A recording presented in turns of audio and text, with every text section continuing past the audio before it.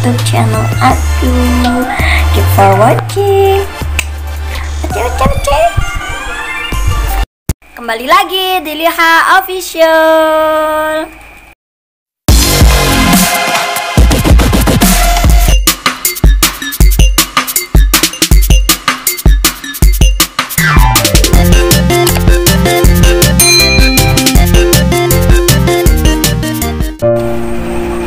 Assalamualaikum warahmatullahi wabarakatuh. Saya atas nama Nikmatus Solihah dari PKPMI Stid Al-Fattah, I want to speak up tentang kesetaraan gender dan isu-isu gender yang ada di Indonesia. Dimana kalian pasti tahu apa itu gender dan apa itu kesetaraan gender. Apa pertama kali yang terlintas di pikiran kalian tentang gender? Apa yang pertama kali yang terlintas di benak kalian tentang gender itu sendiri? Ya, benar seperti itu. Nah, gender adalah perbedaan laki-laki dan perempuan dibentuk, dibuat, dan dikonstruksi masyarakat di berbagai sektor kehidupan manusia. Seperti contoh, norma yang berlaku di masyarakat, di mana perempuan ada di ranah domestik, sedangkan peran laki-laki ada di ranah publik.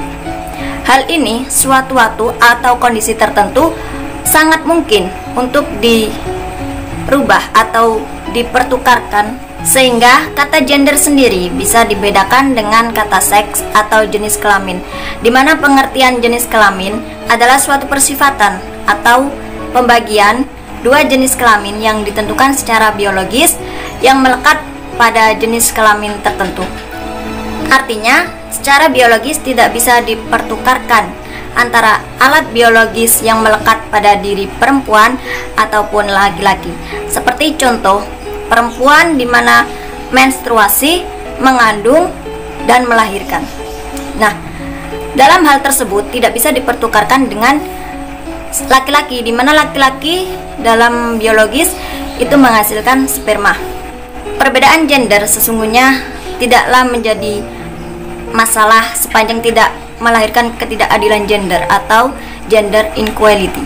Namun, yang jadi persoalan perbedaan gender dan peran gendernya yang melahirkan berbagai ketidakadilan bagi kaum laki-laki dan terutama kaum perempuan. Ketidakadilan gender merupakan suatu sistem dan struktur di mana kaum laki-laki dan kaum perempuan yang menjadi korban dari sistem tersebut. Untuk memahami bagaimana perbedaan gender yang menyebabkan ketidakadilan gender dapat dilihat melalui berbagai manifestasi ketidakadilan yang ada. Ditinjau dari kesetaraan dan keadilan itu berbeda dalam pengertian. Kesetaraan itu sendiri mencari persamaan suatu sifat tanpa melihat suatu perbedaan. Berbeda dengan keadilan. Keadilan adalah menempatkan sesuatu yang sudah ada pada tempatnya. Nah, seperti contoh begini. Saya punya adik ya yang kelas 6 SD dan saya sendiri mahasiswa. Ibu saya memberikan uang kepada adik saya sebesar 60.000. Nah, sedangkan ibu saya memberikan saya uang sebesar 50.000. Dari contoh tersebut kan merupakan ketidakadilan di mana kebutuhan saya lebih banyak dibandingkan kebutuhan adik saya.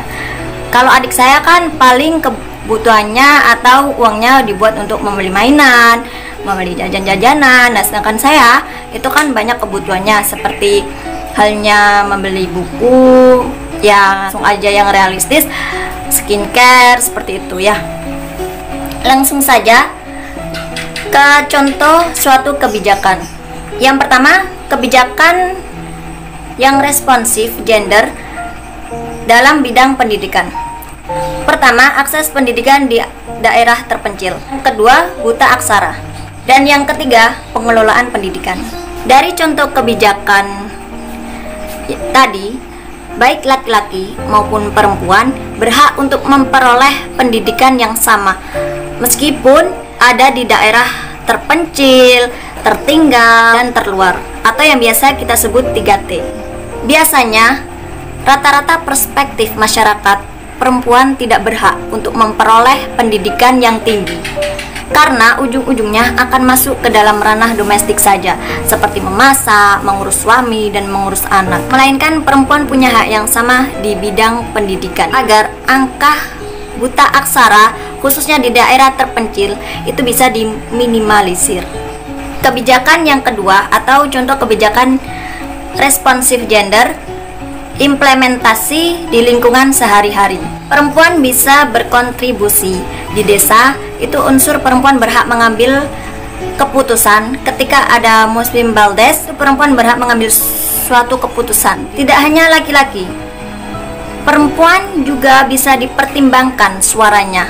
Dari situ perempuan juga berhak bekerja, mengambil keputusan baik dalam ranah pemerintah, yakni pemerintahan desa, politik, budaya, serta pendidikan. Perempuan punya hak sama dengan laki-laki. Jadi tidak ada lagi istilah diskriminasi gender. Contoh kebijakan yang ketiga yang responsif, yakni implementasi di kampus. Dapat dianalisis kebijakan tersebut ramah nggak terhadap perempuan dan ramah nggak terhadap geraknya perempuan. Semisal khususnya di PMII, ketika raker atau penyusunan di program kerja itu responsif nggak terhadap sahabat dan sahabati. Berarti tentang proker dan lain-lain juga mencakup pengembangan sumber daya sahabat dan sahabati. Tidak hanya sahabat saja.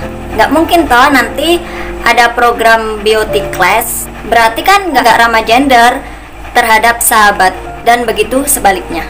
Adapun kebijakan yang tidak responsif yang mengakibatkan diskriminasi terhadap gender. Yang pertama meliputi marginalisasi atau peminggiran dan kemiskinan.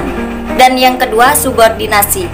Sebagaimana di sini permasalahannya mayoritas terhadap pembedaan gaji antara laki-laki dan perempuan.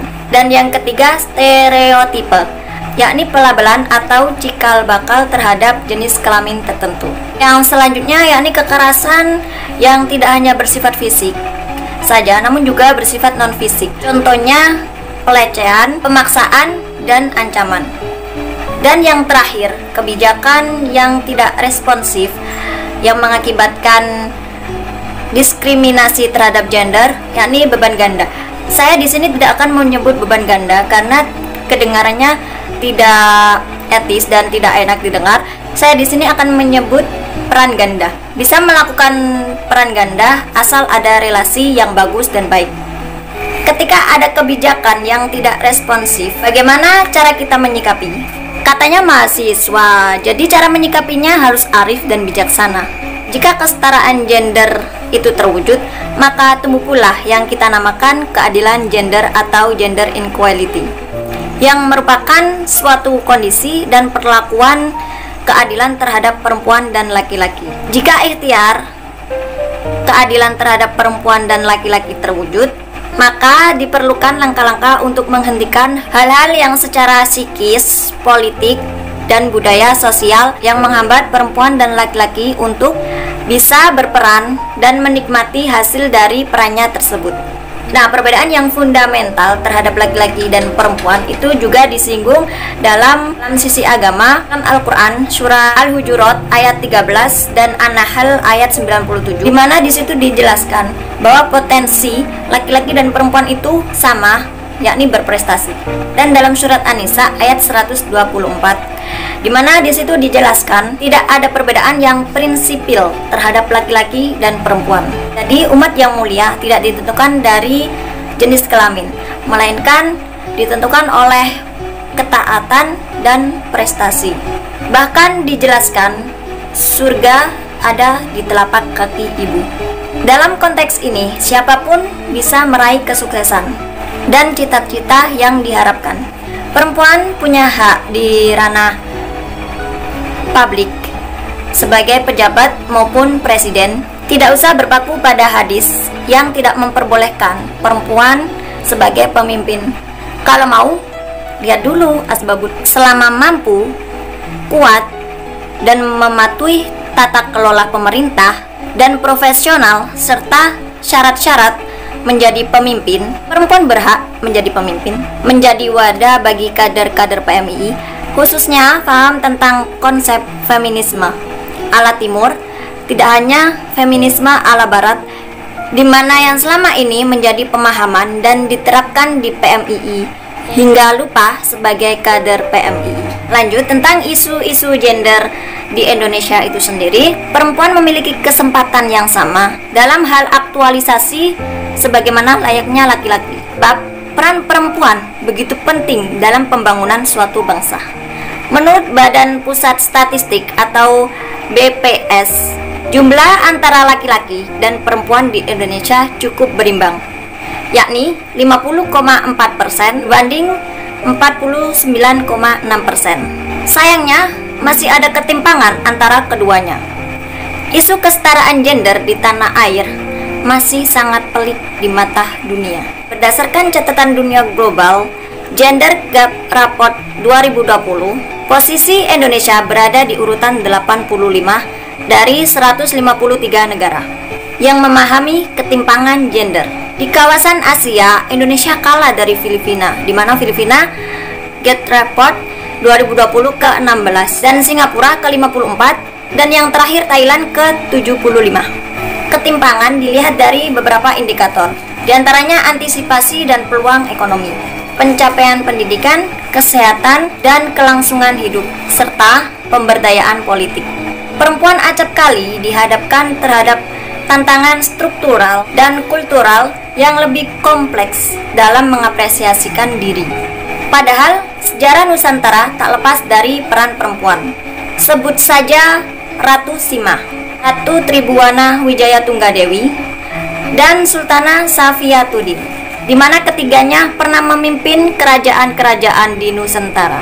Bukan itu saja, pada tatanan-tatanan sejarah sosial Indonesia juga punya banyak figur seperti Cut Nyak-din, R.A. Kartini, Dewi Sartika, dan Fatmawati. Melihat fakta tersebut, negara perlu mengapresiasi terhadap perempuan.